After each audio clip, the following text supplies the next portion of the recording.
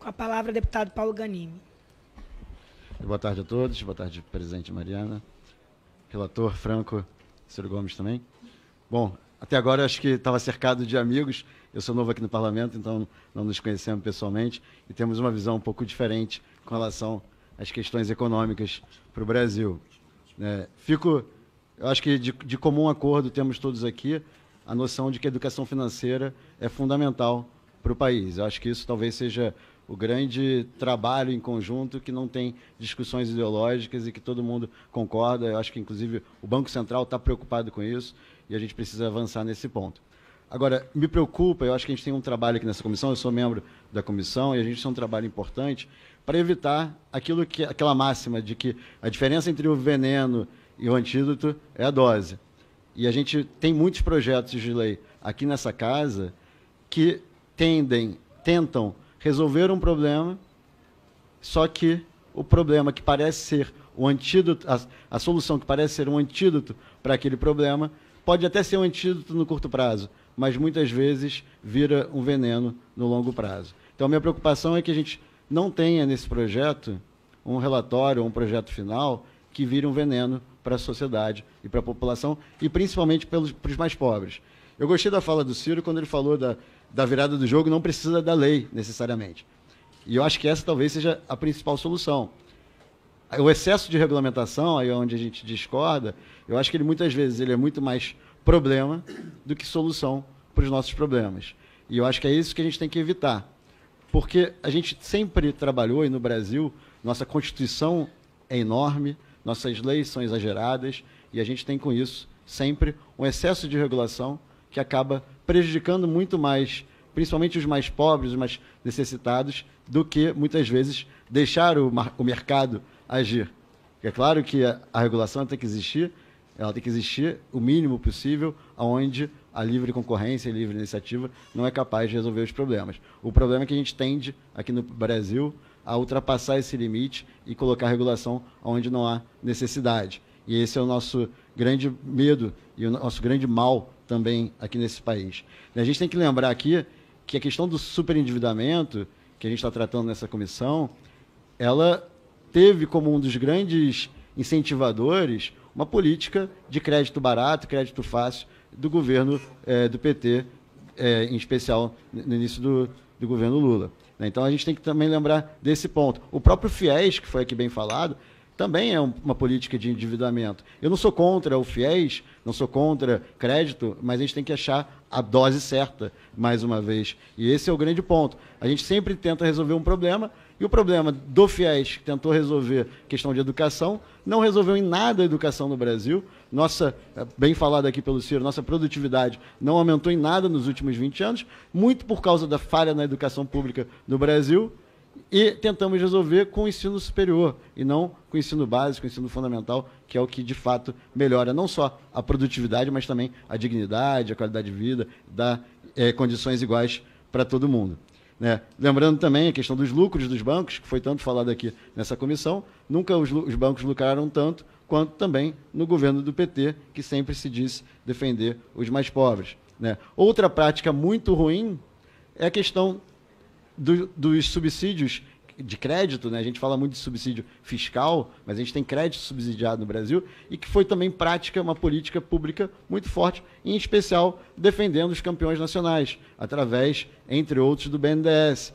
E isso, quando a gente fala de juros altos no Brasil, os juros não são altos por acaso, apesar da taxa Selic estar tão baixa. São vários os componentes esses que todos aqui conhecem bem, entre outros o subsídio de crédito, a concentração bancária, que realmente é absurda no Brasil, apesar de ter caído em 2018 de 82,6% nos principais bancos para 81,2%, mas ainda é uma concentração absurda. A gente tem basicamente 5 bancos, grandes bancos.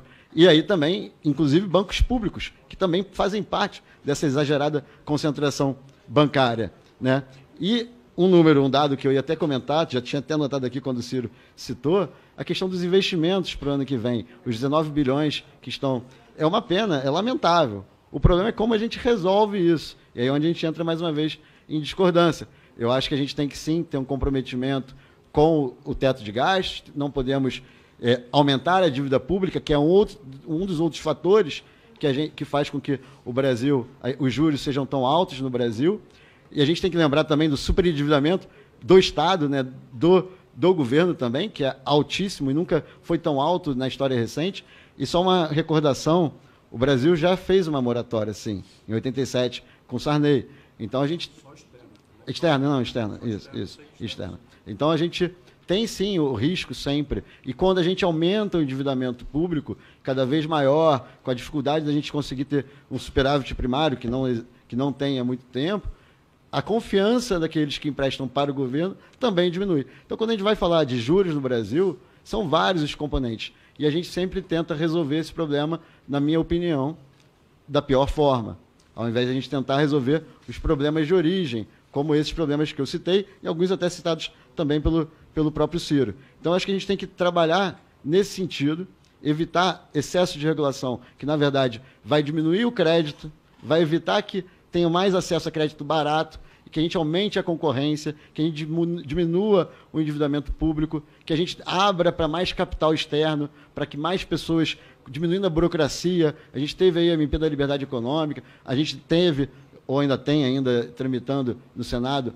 a reforma da Previdência, que não é a única reforma necessária para a gente alavancar e conseguir reduzir a dívida pública. Precisamos de fazer uma reforma administrativa também, dos cargos e salários da gestão pública, a reforma tributária também é fundamental. Então, a gente tem muita coisa para fazer e eu espero que a gente tenha aqui nessa comissão a coragem de fazer um relatório final que ele não seja, mais uma vez, o veneno, e sim que ele seja o antídoto, mesmo que esse antídoto seja não fazer lei nenhuma, que talvez seja a melhor solução. Mas não estou querendo antecipar nenhuma discussão final, mas só o ponto que eu acho que a gente precisa pensar sempre no longo prazo. E a gente tem muitas vezes a vontade política de resolver problemas de curto prazo, gerando problemas muito maiores para a sociedade, para a população brasileira no longo prazo, que foi o que a política pública no Brasil nos últimos anos ocasionou a crise que a gente passa e que a gente está muito longe ainda de superar no Brasil. Então, obrigado. E deixo aqui esses comentários para ouvir a palavra do Ciro Gomes. Eminente jovem deputado Paulo Ganim, muito jovem, né? Do meu ponto de vista, então, dramaticamente jovem. Eu não tive, de fato, ainda, não tinha, de fato, o privilégio de conhecê-lo, mas cumprimento e agradeço a honra com que nós pudemos discutir. E eu, de fato, a essa altura da minha vida, sexagenário, né, eu não me sinto mais nem um pingo à vontade para me sentir dono da verdade em tempos de transformação do mundo. Eu não me sinto seguro para amar nenhuma verdade até que outra melhor se apresente à minha inteligência. Não é? As minhas paixões, não. Essas eu mantenho confinadas àquilo que eu, de fato, amo e de que eu, de fato, sou apaixonado. Mas inteligência estratégica só prospera uma ideia na minha cabeça até outra melhor vier. Eu, francamente, discordo da premissa, das considerações de Vossa Excelência, por razões modelares. Vamos tomar o específico caso, que eu não quero cometer a indelicadeza de tomar posições que são muito notórias, as minhas posições fora desse ambiente sagrado, que é o parlamento, para mim, num assunto que me distingue por expertise mais técnica, por algum precedente da minha preocupação com esse assunto. Mas, se nós olharmos a experiência real da humanidade, os pais fundadores do mais sofisticado país capitalista do mundo determinaram algumas regulações na partida. Eles regularam, os norte-americanos, né, os pais fundadores norte-americanos, eles regularam na partida porque consideravam absolutamente hostis potencialmente à democracia, às liberdades, às franquias, né, do pluralismo, da moral luterana que eles cultivam na fundação da grande América do Norte. Pois bem, um era o poder dos bancos.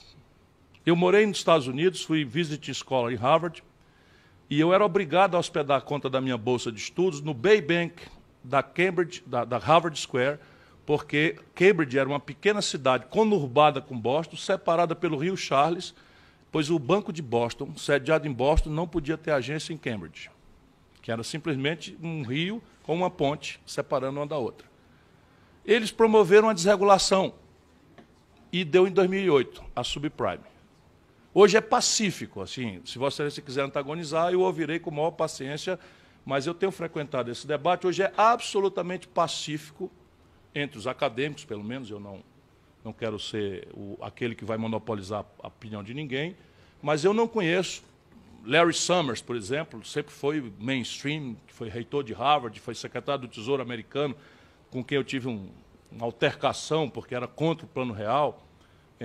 Todos estão percebendo claramente que foi um erro a desregulamentação do sistema financeiro americano, e a isto se atribui a causação da maior crise do capitalismo moderno, que é 2008. Subprime virou, na verdade, uma jogatina, um cassino absolutamente assintoso, e também ninguém precisa ser gênio para entender. Desregulado, os bancos, então, se sentiram autorizados, lá não é um capitalismo nepotista, como é o nosso aqui. Então, os grandes executivos são remunerados pela rentabilidade da contabilidade do ano. Então, tomavam uma casa, financiavam a casa, que valia de verdade 100, financiavam a casa por 150, vendiam até a cédula hipotecária por 180, futurando uma valorização que vinha do passado, puxada por essa especulação, e na quinta operação, baseada neste fato real, que era o financiamento de uma casa, era 5 vezes o valor da casa inflada. Quando puxou a conta, que começaram a vencer, a inadimplência explodiu, percebeu-se que aquilo era um grande cassino, era uma pirâmide. Como a gente sabe, a gente conhece aqui na história, uma pirâmide. Inventaram uma pirâmide, e a cada ano, eminente deputado Fontana, Vossa Excelência, que representa tão bem o povo brasileiro a partir do Rio Grande, sempre com muita decência, correção e competência. Pois bem, a cada ano, o balanço dos bancos registrava nominais lucros exorbitantes, que, aliás, é a realidade dos bancos brasileiros. É a realidade dos bancos brasileiros. Eles estão registrando lucros contábeis. Mas, do jeito que estão brincando com fogo, também está na avaliação do eminente deputado, é um lucro escritural. Porque daqui a pouco, quem vai pagar isso? O setor público brasileiro está revelando limites. 80% do PIB de dívida pública nunca aconteceu no Brasil. Vai acontecer esse ano. Vai acontecer esse ano. 5,7 trilhões de valor nominal da dívida bruta brasileira. Agora, neste momento, vai a 6 este ano. Porque a Selic está a 2 e a dívida cresce 14. Qual é a explicação? A Selic é a R$2, né, descontada da inflação. E a dívida cresce 14. Porque é um jogo fraudulento de pré-pós, informação privilegiada, telefonema falando de título ligado a câmbio, etc., etc., operação compromissada do Banco Central, que não existe em nenhum lugar do planeta Terra. E como é que se alcança essas aberrações se não for pela regulação?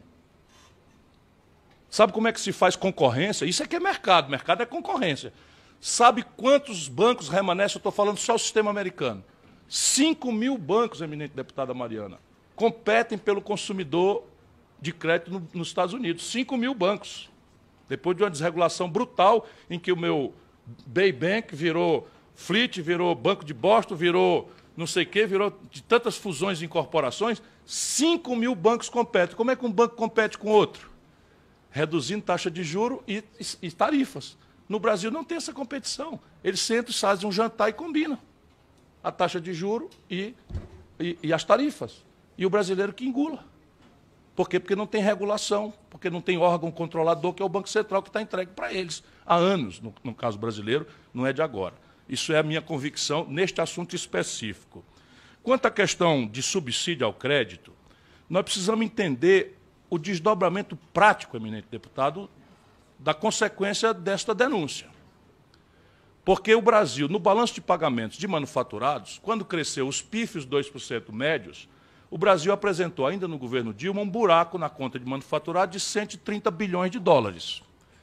Fácil de entender, o Brasil, que é o mais que se desindustrializa, cresce o consumo, nós não temos produção, importa. E ao importar 130 bilhões de dólares, como saldo entre o manufaturado, isso está se acabando, o Brasil está liquidando a manufatura, e aí fica uma conta para ser paga com o quê? Com agronegócio e mineração. O senhor acha que haveria algum agronegócio nesse país se alguém fosse produzir no campo pagando 42% de juros ao ano? Só se Vossa Excelência vive em Ipanema, no Rio de Janeiro, e não conhece nenhuma horta. Porque 42% de juros no campo simplesmente acaba o agronegócio em 12 meses. Essa é uma questão que é um trade-off. Também nem acho tão justo, mas é um trade-off. Então, nós não temos manufatura, porque abrimos mão de um projeto nacional. 80% da química fina vem do estrangeiro, todos os meios de diagnóstico médico, toda a eletroeletrônica, toda a gabinete eletrônica, toda a informática, 80% do carro montado no Brasil vem do estrangeiro, a parte rica do carro, tudo isso. E aí nós pagamos essa conta com preços ciclicamente altos de commodities. A commodity mais importante é agronegócio, mineração e petróleo. O petróleo se financia globalmente, mineração se financia globalmente e o agronegócio se financia localmente. Tira o subsídio. Eu não sou a favor de subsídio, não, porque a sociedade brasileira está pagando a rentabilidade e a boa-vida de uma minoria. Mas as contas do Brasil não aguentam esse desaforo. É uma coisa bem prática, não é? Se Vossa Excelência me permitir ponderar.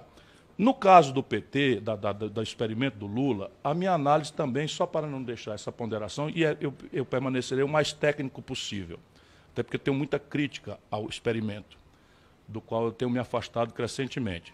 Mas o que aconteceu no governo do presidente Lula foram 3 movimentos que são muito consistentes em direção à expansão do consumo. O primeiro, uma política de salário mínimo. Na eleição de 2002, que eu competi, eu prometia puxar o salário mínimo ao valor equivalente a $100. E o Zé Serra me chamou de mentiroso, porque eu tinha sido ministro da Fazenda e tinha pago um salário mínimo de $98,70. Portanto, era mentira que eu podia chamar para $100 e estava a $76.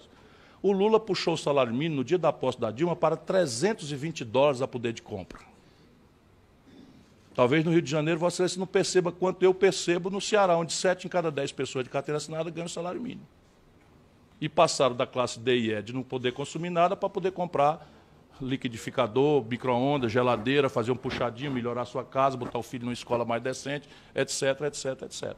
Esse é um movimento. O outro é crédito. O Brasil tinha 17% do PIB como crédito. Você conhece a experiência capitalista. Nos americanos são 110% do PIB crédito. No Brasil era 17%. O presidente Lula puxa para 55% do PIB de crédito. Crédito consignado, crédito do BNDES. E não é política de campeões nacionais, que eu também considero um grosseiro equívoco, porque, na verdade, vimos clientelismo e corrupção. Tanto não está aqui quem não está vendo as coisas. Eu estou vendo com os mesmos olhos, de franqueza, de respeito a Vossas Excelências, principalmente a Vossa Excelência, que me dá a oportunidade de refletir um pouco mais estrategicamente, até encarecendo desculpas, porque estou navegando fora do tema, mas é a inteligência de Vossa Excelência que me inspira. Não é? Então, veja, e a rede de proteção social. Isto fez explodir o consumo no Brasil. Essa é a raiz da crise. E por que não houve colapso? Porque, nesta época, a China fazendo o oposto do Brasil, e o oposto daquelas premissas do raciocínio de Vossa Excelência, data máxima venia, quero muito discutir para aprender, a China fazendo o oposto do ideário neoliberal, a China puxa o preço das commodities para valores nunca experimentados. Então, quando o Lula entrega o governo para a Dilma, nós estamos vendendo um barril de petróleo por $110.